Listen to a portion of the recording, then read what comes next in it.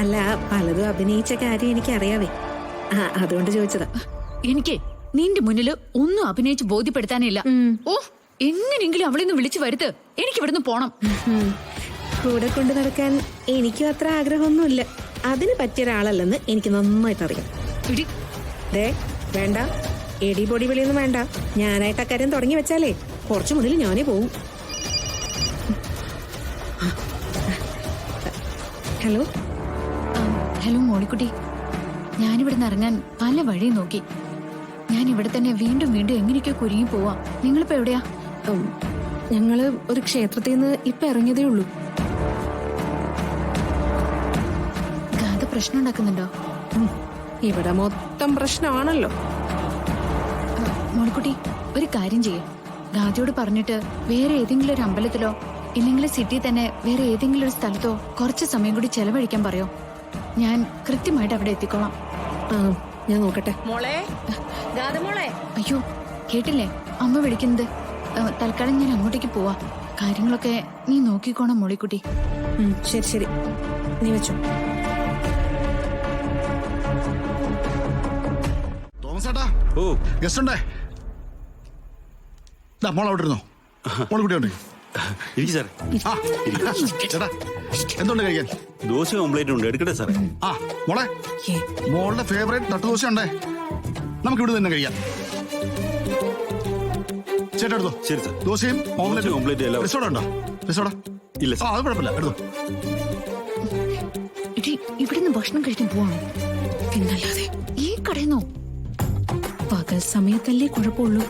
രാത്രി ആകുമ്പോ കൊച്ചമ്മമാരെല്ലാരും കൂടി ഇതായിപ്പോ ട്രെൻഡ് എന്നും പറഞ്ഞ് തട്ടയുടെ മുമ്പിൽ കൂടി നിൽക്കുന്ന കാണാലോ. അപ്പൊ കുഴപ്പമൊന്നുമില്ല. മര്യാദയ്ക്ക് കഴിക്കാൻ നോക്ക്.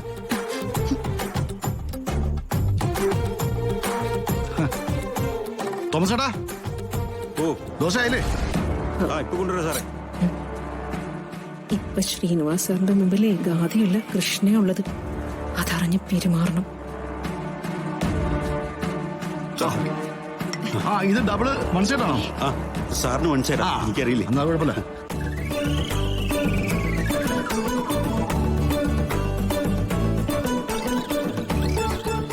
മോള് കഴിച്ചോ?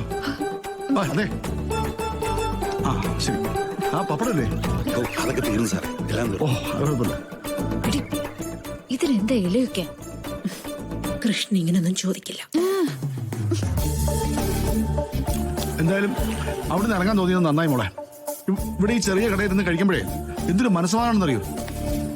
മാത്രമല്ല, ഇവരൊക്കെ കുക്ക് ചെയ്യുന്നത് നമ്മുടെ മുമ്പ് വെച്ചല്ലേ? അല്ലേ തോമസേട്ടാ? വലിയ വലിയ ഹോട്ടൽ അതാണോ സ്ഥിതി?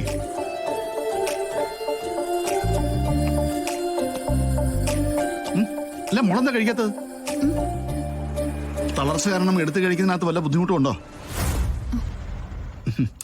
എന്നാ പറഞ്ഞ ഞാൻ എടുത്തുതരാം.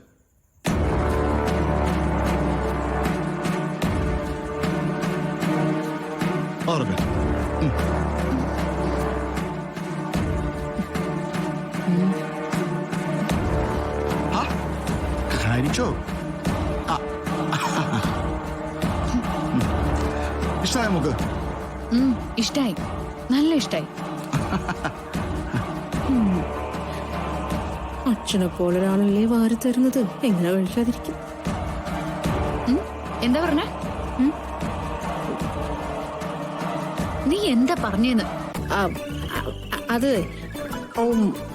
നമ്മുടെ ഓട്ടോഷീറ്റ് പോയപ്പോഴേ അവിടെ. എന്താ മോളിക്കുട്ടി, അത് ഇറക്കിയിട്ട് മതി സംസാരം. ആദ്യം മോളിക്കുട്ടി കഴിക്കേ.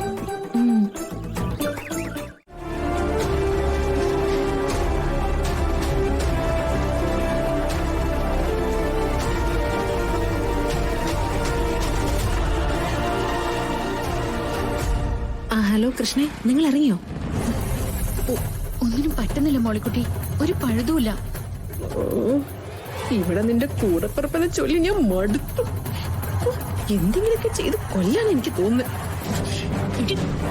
എന്റെ മോളിക്കുട്ടി, എന്തേലും ചെയ്ത് കുറച്ചുകൂടി സമയം അത് നമുക്ക് കിട്ടിയേ പറ്റൂ. ഗാദിയോട് പറയേ ധൈര്യമായിട്ടിരിക്കാനായിട്ട്. ഞാൻ എത്തുന്നു പറ.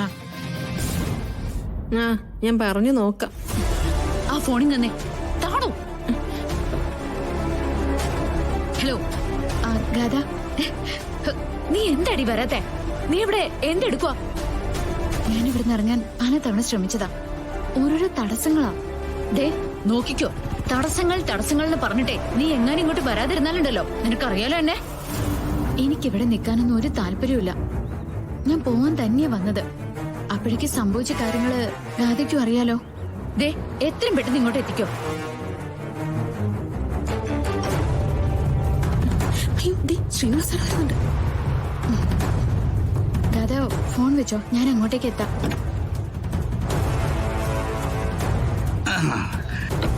ഇവിടെ അടുത്തേ എന്റെ ഒരു പഴയ പരിചയക്കാരന്റെ കടയുണ്ട്. അത് നോക്കി പോയതാ. അയാള് കടയും വിറ്റ് പോയിട്ട് 13 വർഷം എന്നാ പറയുന്നത്.